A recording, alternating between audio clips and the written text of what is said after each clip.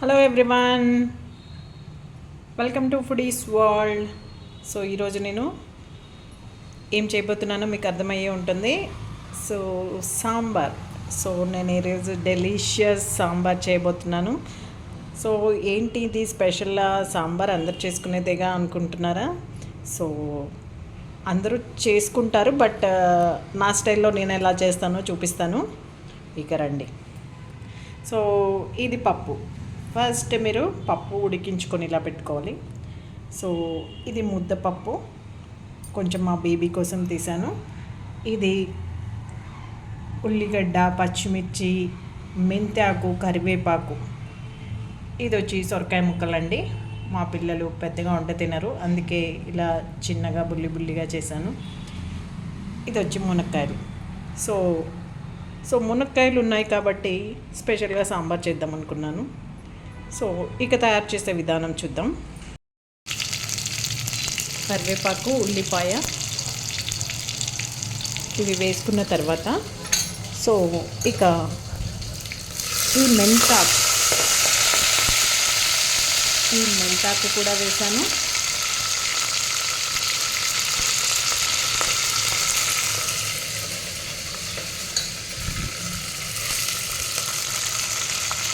ఇక అది మరుగుతుండగా నేను కొంచెం ఇలా గార్లిక్ దంచి వేస్తున్నాను. సో ఇది పెద్ద గార్లిక్. సో 1 or 2 వేస్తే సరిపోతుంది, మరి ఎక్కువగా వేసుకోవాల్సిన పని లేదు. సో ఇది ఇలా కచ్చాపచ్చగా దంచి ఇలా వేసాను. సో ఇది కొంచెం ఇలా ఫ్రై చేసుకోవాలి. సో కొంచెం ఉల్లిపాయలు వేపుకున్న తర్వాత సో ఉల్లిపాయలు ఇలా వేగిపోతున్నాయి.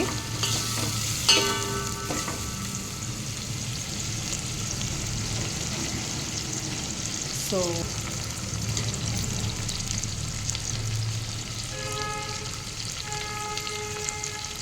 ఇప్పుడు మెంతాకు, ఉల్లిపాయలు కలిసి ఒక మంచి ఫ్లేవర్ వస్తుంది. ఆ ఫ్లేవర్ వచ్చిన తర్వాత మాత్రమే మీరు ఇలా మునక్కాయలు వేసుకోండి. సో మునక్కాయలు వేసాక ఒకసారి ఇలా కలిపేసుకోండి. సో ఇది కాసేపు ఫ్రై అవ్వాలి.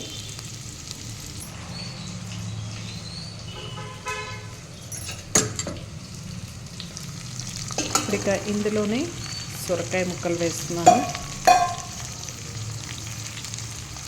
సో సొరకాయ ముక్కలు వేసిన తర్వాత కూడా కాసేపు ఇలా తిప్పుకోండి. సో ఇలా కలిపిన తర్వాత సో కాసేపు అలా మూత పెట్టి ఫ్రై చేయండి. ఒక 2 to 5 minutes ఇలా మూత ఉంచి ఫ్రై చేయండి. కొద్దిగా పసుపు వేసాను. ఇక ఆ తర్వాత కొంచెం సాల్ట్ వేస్తున్నాను. సో చాలా కొంచెం సాల్ట్ వేస్తున్నాను, ఇంకా మిగతాది తర్వాత వేస్తాను ఉడికిపోయిన తర్వాత.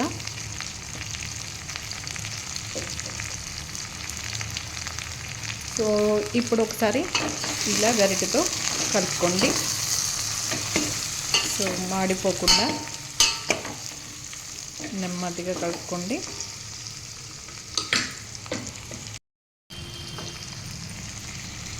ఇప్పుడు కొంచెం వాటర్ వేసుకోండి. వాటర్ వేసుకొని కాసేపు ఇలానే మరిగించుకోండి. ఇలా మూత పెట్టేసి ఒక 5 to 10 minutes వదిలేయండి. మునక్కాయలు బాగా ఉడికిపోతాయి. చూసారు కదా, మన మునక్కాయ ముక్కలు, సొరకాయ ముక్కలు అన్నీ ఎంత బాగా ఉడుకుతున్నాయో. సో ఇప్పుడు ఒకసారి స్టవ్ కొంచెం సిమ్ చేసుకొని సో ఇప్పుడు ఈ నేను పప్పుని ఇలా నీళ్ళగా చేశాను. సో మిక్సింగ్కి ఈజీగా ఉంటుందని సో ఇలా పప్పు వేసుకోండి. ఇక ఆ తర్వాత అందులోనే చింతపండు గుజ్జు తీసుకున్న రసం, ఈ చింతపండు గుజ్జుని ఇలా వేసుకోండి. సో ఇప్పుడు ఒకసారి ఇలా కలుపుకోండి.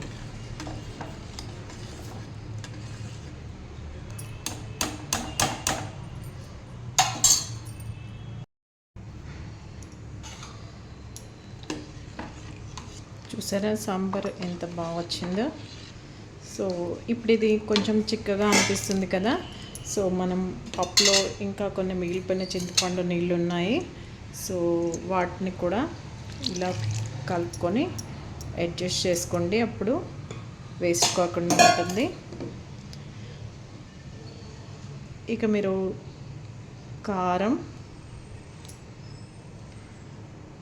మీ టేస్ట్కి తగ్గట్టు, మీరు ఎక్కువ కారం తినకపోతే తక్కువే వేసుకోండి, లేదంటే పచ్చిమిర్చిలో ఉన్న కారమైనా సరిపోతుంది. పిల్లలు సరిగ్గా తిన్నారు కదా కొందరు. సో చూసారా ఇప్పుడు ఎంత కలర్ఫుల్గా ఉందో. ఇక ఇలా ఒకసారి కలుపుకోండి, బాగా అడ్జస్ట్ చేసుకోండి.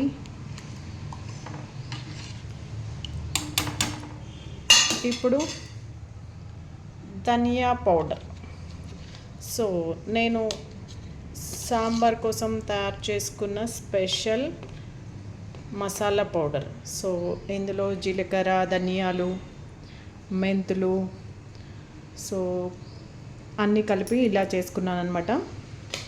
సో ఇంకా కావాలంటే మీరు వేరే వాటితో కూడా ఎండుమిర్చి, ఇంకా ఏమైనా పప్పులు మీ టేస్ట్కి తగ్గట్టు మీకు ఎలా కావాలంటే అలా వేసుకొని ఇలా తయారు చేసి పెట్టుకుంటే చాలా ఈజీగా ఉంటుంది సాంబార్ చేసుకునేటప్పుడు. మీరు ఇక వేరే పొడులు తయారు చేసుకోకర్లే. చూసారు కదా సాంబార్ ఎంత బాగుందో. సో మెంతాకులు ఇలా వేయడం వల్ల మీకు ఎక్కడ చేదు అనిపించదు. పిల్లలు కూడా, చేదు ఇష్టపడని పిల్లలు కూడా ఇష్టంగా తింటారు. సో ఇక ఫైనల్గా మనము ఉప్పు అడ్జస్ట్ చేసుకుందాం. సో ఇంతకుముందు ఉప్పు ఎక్కువగా వేయలేదు మనం. సో ఇప్పుడు మనము పప్పులో కొంచెం వేసాము, సో బిగినింగ్ కొంచెం వేసాము. సో ఇంకా ఎంత ఉప్పు కావాలో అంత ఉప్పు చూసి అడ్జస్ట్ చేసుకోండి. సో మా ఉప్పు డబ్బాలో ఉప్పు కూడా అయిపోవచ్చింది. సో మళ్ళీ వేసుకోవాలి. సో ఇలా ఉప్పు వేసుకొని అడ్జస్ట్ చేసుకోండి మీ టేస్ట్ని బట్టి. సో మరీ ఉప్పు ఎక్కువ వేసుకోకండి, కావాలంటే సాంబార్లో మళ్ళీ కలుపుకోవచ్చు.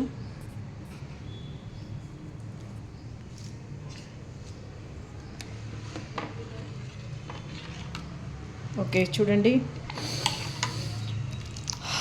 చాలా గుమగుమగా, చాలా కలర్ఫుల్గా, చాలా టేస్టీగా కనిపిస్తుంది నాకైతే. ఇక అర్జెంటుగా వేడివేడి అన్నంలో ఈ సాంబార్ కలుపుకొని తినాలనిపిస్తుంది. సో ఇక లేట్ చేయకుండా మీరు కూడా మీ లంచ్ స్టార్ట్ చేసేయండి. సో ఇక ఇప్పటికి ఇంతే, బాయ్.